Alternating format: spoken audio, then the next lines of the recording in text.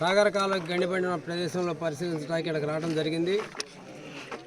పనులు జరగట్లేదు, ప్రతిపక్షం ఎమ్మెల్యే పనులు జరగట్లేదు, హెలికాప్టర్లో వచ్చి తిరిగిపోయారు, రైతులు కూడా పట్టించుకుంటలేదు అని చెప్పి విమర్శలు చేస్తూ పేపర్లో రోజు ఇవ్వడం జరుగుతుంది.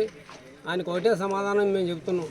ఎందుకంటే ఇది చిన్న మురుక్కాలో కాదు, లేకపోతే పిల్లకాలో కాదు. దీన్ని గండిపోయాలంటే మరి అందరు వర్కర్లు ఉండాలి, మిషనరీ ఉండాలి, అన్నీ ఉండాలి, మట్టి దొరకాలి, తీసుకొచ్చి యుద్ధపాతికి మీద పగలు రైతులు కూడా చేస్తున్నారని చెప్పి జేఈ గారు కూడా చెప్పడం జరిగింది. మరి ఆయన కళ్ళు లేని కబోదిలాగా మాట్లాడుతున్నాడు మల్లయ్య గారు. మరి ఆయన విమర్శించడం తేలిక. ఆయన ఉండి పోయిపోమనండి, ఇక్కడ వద్దాం లేదుగా, మేము పగలు రైతులు ఇక్కడే ఉండమానండి, పెట్టుకుని ఆయనకే పేరు తక్కువదిగా ఏదో మంత్రిని విమర్శించాలి, ఎమ్మెల్యేని విమర్శించాలి అని చెప్పి ఇంతే మాత్రం అది పద్ధతి కాదు. మేము తీవ్రంగా ఖండిస్తున్నాం ఆయన పద్ధతుల్ని.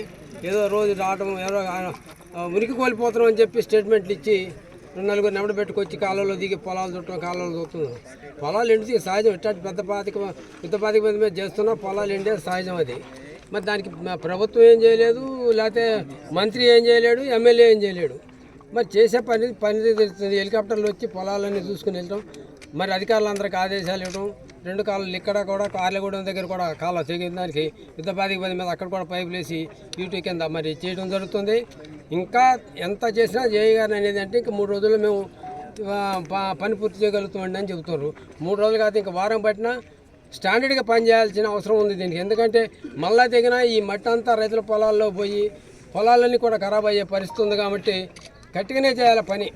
జేఈ గారు కానీ ఏఈ గారు కానీ దీనికి సంబంధించిన ఇంజనీర్లు అందరూ కూడా ఒకరోజు ఆలస్యమైనా గట్టిగానే చేయండి. నష్టం వచ్చింది ఏదో నష్టం వచ్చింది, నష్టాన్ని ప్రభుత్వం ఏ విధంగా పూడ్చాలనేది ముఖ్యమంత్రి గారు ఆలోచించి ఆ నష్టపోయిన పొలాలన్నిటి కూడా నష్టపరిహారం ఇవ్వడానికి సిద్ధంగా ఉంది ప్రభుత్వం. మన మంత్రి గారు ఉన్నాడు, ఎమ్మెల్యే గారు ఉన్నాడు, అందరూ కూడా సిద్ధంగా ఉన్నారు. దానికోసం భయపడాల్సిన పని లేదు. ప్రతిపక్ష నాయకుడు చెప్పేది మనం ముక్కులు పెట్టాల్సిన పని లేదు.